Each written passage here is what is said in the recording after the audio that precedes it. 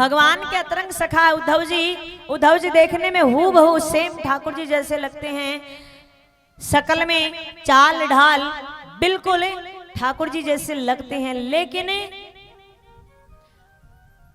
उनमें एक कमी है कि वो सबसे ऊपर मानते हैं ज्ञान को। क्यों? क्योंकि उन्होंने बृहस्पति जी से शिक्षा ली है, तो अपने आप पे बहुत ज्यादा घमंड है। वो सबसे ऊपर कुछ मानते हैं तो ज्ञान को मानते हैं कि ज्ञान के मार्ग पे चलिए और ज्ञान के मार्ग पे चलकर मोक्ष की प्राप्ति कीजिए। लेकिन भगवान उनको एक और भी बताना चाहते कि सबसे ऊपर कुछ है तो वो है निस्वार्थ प्रेम। क्या? निस्वार्थ प्रेम। अगर किसी से प्रेम किया है या कर रहे हैं तो उस प्रेम के पीछे स्वार्थ मत देखना। किसी से मित्रता अगर आपने की है तो उसके पीछे स्वार्थ मत देखना, क्योंकि मित्रता जहां स्वार्थ आ जाता है वहां मित्रता चलती नहीं। जिस रिश्ते में मनुष्य को स्वार्थ दिखाई देता है वो रिश्ता फिर चलता नहीं।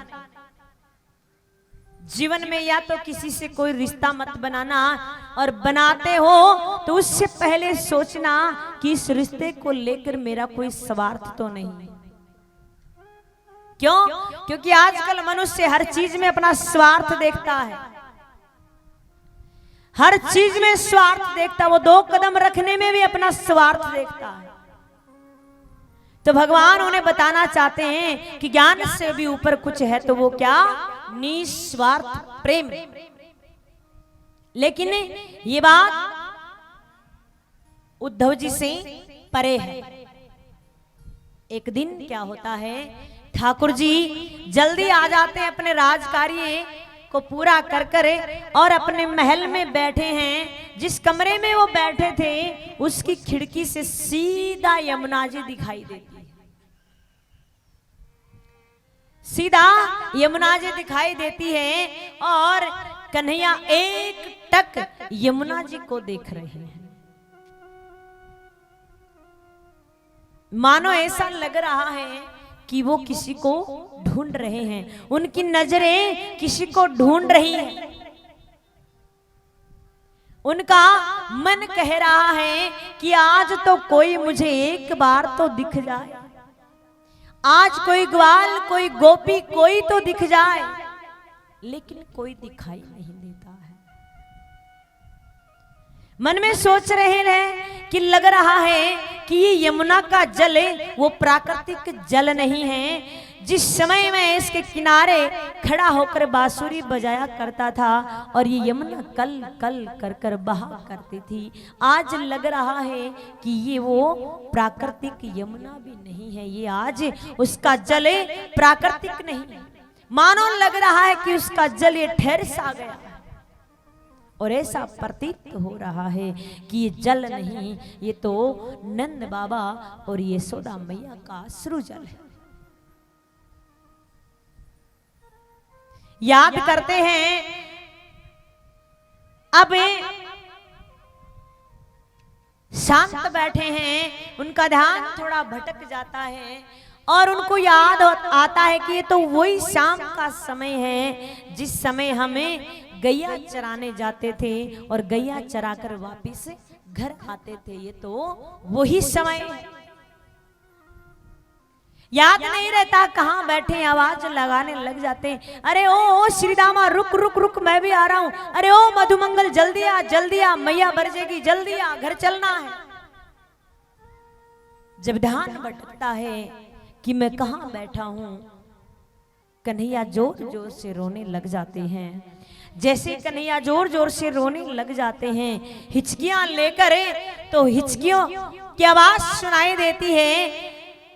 उद्धव जी को दौड़े चले आते हैं कि भगवान आप रो रहे हैं। अरे ये रोना धोना तो आपसे परे, आप तो भगवान हैं, आप रो रहे हैं। भगवान कहते हैं उद्धव मुझे उस यशोदा मैया की बहुत याद आ रही है। उद्धव मैं 3 दिन में वापिस आने की बोलकर आया था, उस माँ को उसकी याद आ रही है। उद्धव वो माँ जो एक पल भी अपने आप से मेरे को दूर नहीं करना चाहती थी, और जब मैं गैया चराकर घर आता था तो जरा सा भी अगर देरी कर देता तो वो द्वार पे खड़ी मिलती थी, मेरा इंतजार करती थी, और मेरे बगैर वो भोजन भी नहीं करती थी। कन्हैया कन्हैया कन्हैया कहकर वो इंतजार में लगी रहती, 2 पल भी दूर हो जाता आवाज देती रहती, अरे लाला ओ कन्हैया कहाँ है। आज उद्धव वो माँ कैसे रह रही होगी मेरे बगैर, जिसको मैं 3 दिन के अंदर वापस आने की बोल कर आया था। उद्धव मेरे को नंद बाबा की बड़ी याद आ रही है।